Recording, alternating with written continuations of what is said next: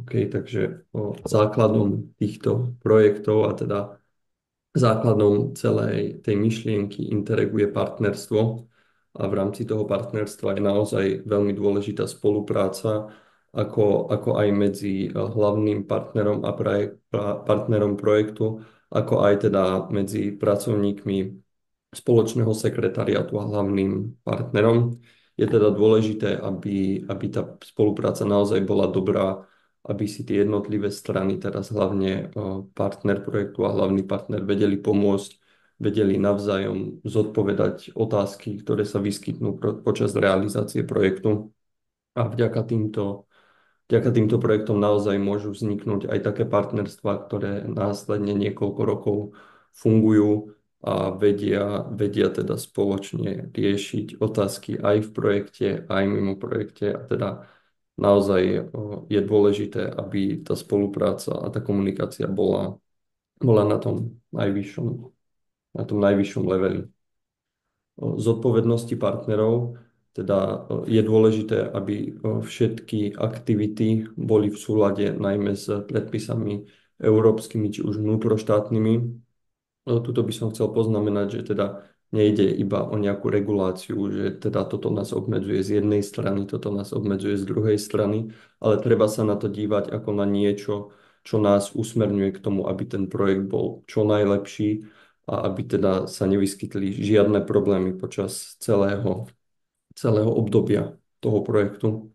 Následne máme aj my príručky programu, alebo teda nejaké pravidla používania CST. Tam je naozaj tiež dôležité držať sa týchto dokumentov.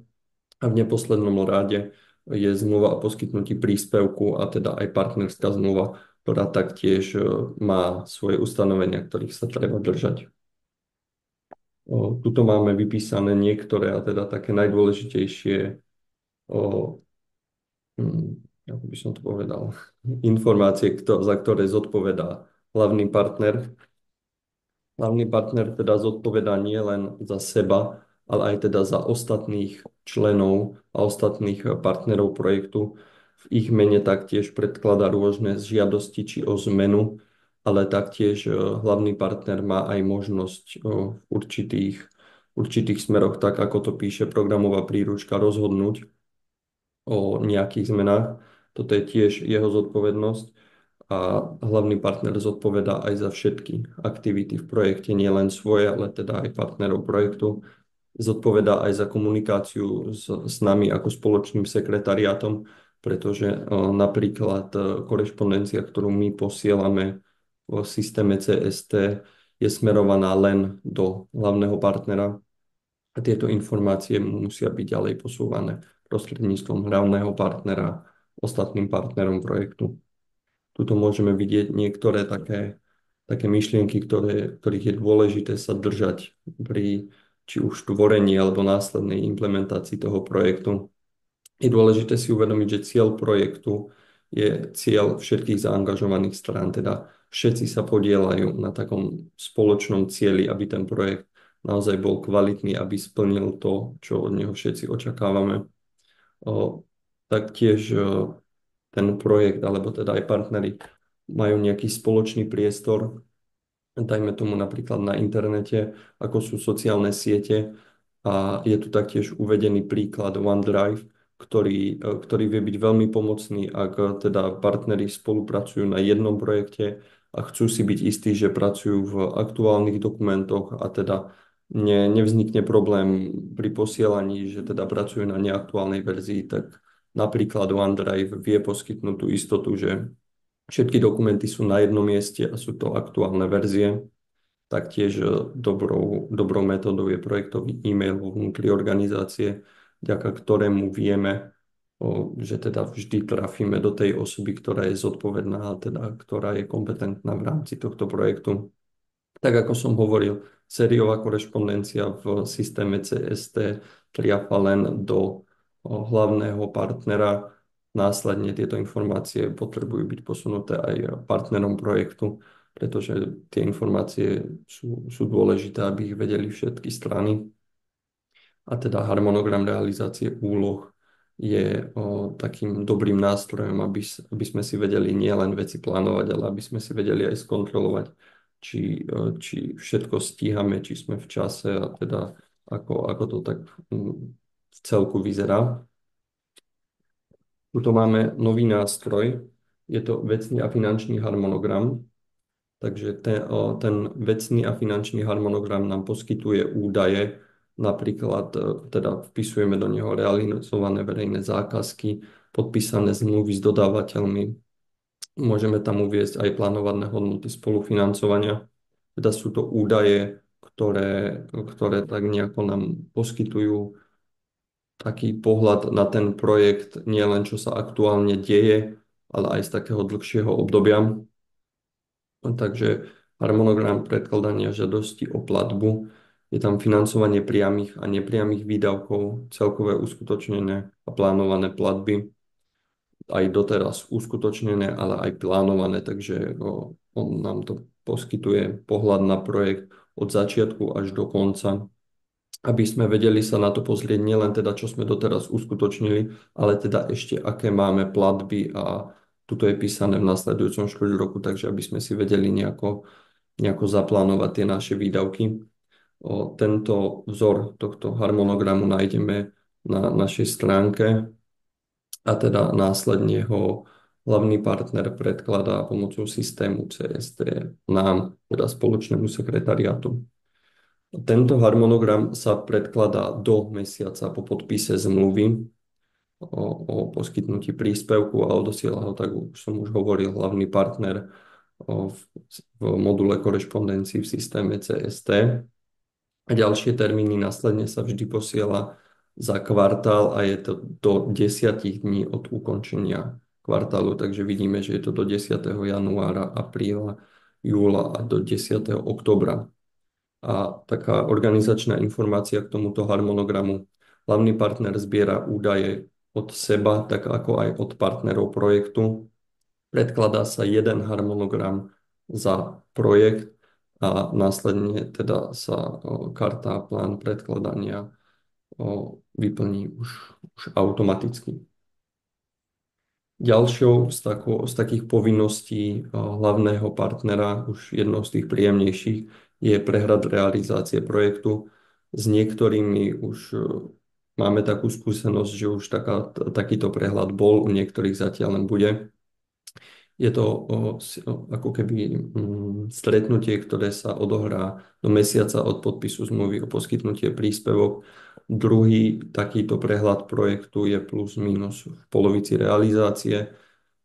Je dôležité, aby tá dostupnosť bola aj pre takých, ktorí sa nemôžu napríklad stretnúť na mieste, takže môžeme sa spojiť aj online, môže to byť aj prezenčnou formou.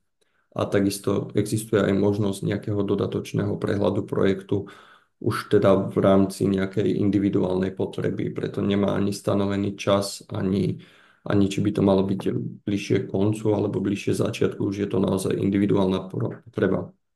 Na takomto stretnutí sa teda stretávame ako partneri projektu, tak aj zástupcovia spoločného sekretariátu, národní kontrolóri alebo zástupcovia RKB. Výhodou je teda, že sa môžeme stretnúť vlastne všetci, ktorí sa nejako zaoberáme tým projektom a môžeme si vyriešiť veľa otázok, ktoré možno sa ešte ani nevyskytli, ale v určitej fáze toho projektu by sme ich určite museli vyriešiť, takže je to aj nejako tak dopredu si odpovedanie na otázky.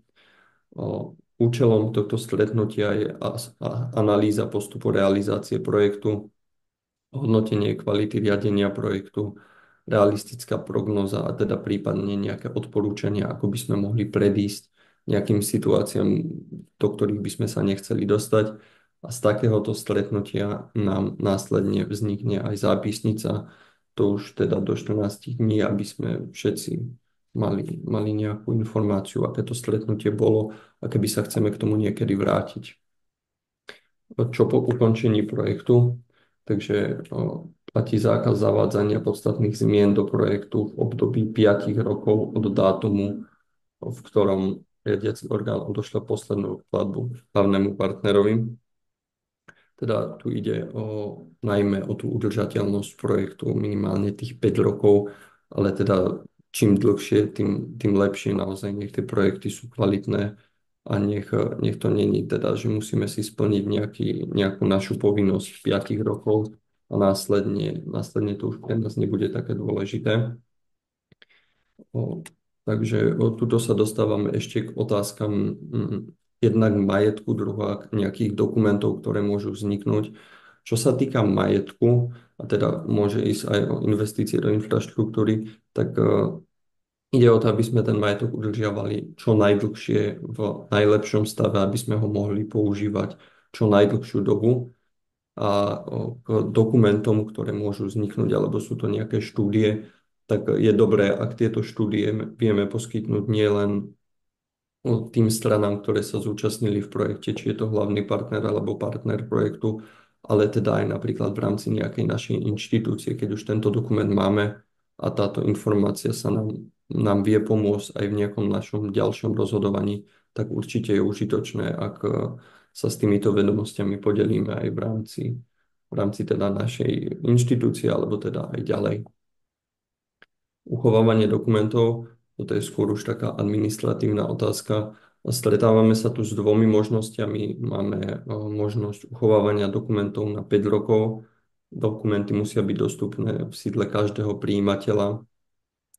Teda tá doba 5 rokov platí, tak ako je napísané na tomto slajde.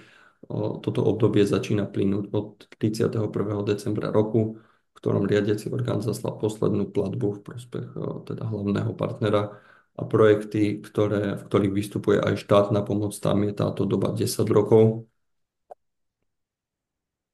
Teda ešte pri realizácii projektu a teda pri nejakých povinnostiach sa teda stretávame aj s kontrolami. Tu si môžeme pozrieť, aké všetky teda kontroly sa môžu odohrať. Ja by som chcel hlavne poukázať teda tú kontrolu na mieste.